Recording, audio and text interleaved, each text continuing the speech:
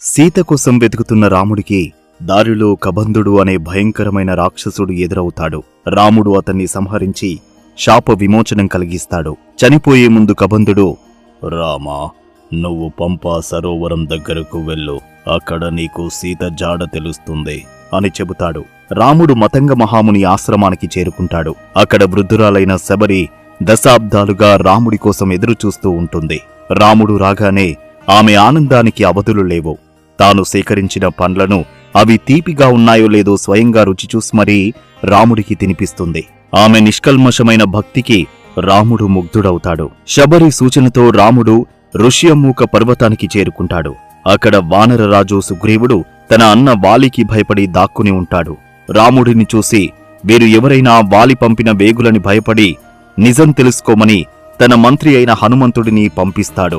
హనుమంతుడు ఒక బ్రాహ్మణుడి వేషంలో రాముడి దగ్గరకు వస్తాడు. రాముడి మాటలు, ఆయన తేజస్సు చూడగానే హనుమంతుడు గుర్తుపట్టేస్తాడు. వెంటనే తన అసలు రూపంలోకి వచ్చి రాముడి పాదాలకు నమస్కరిస్తాడు.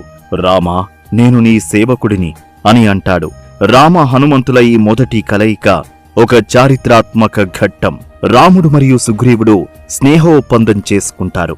సుగ్రీవుడు సీతమ్మ జాడ చెప్పాలంటే రాముడు మహాబలవంతుడైన వాలిని ఎదిరించాలి. అజేయుడైన వాలిని రాముడు ఎలా ఓడిస్తాడు? వాలికి ఉన్న వింత వరం ఏంటి?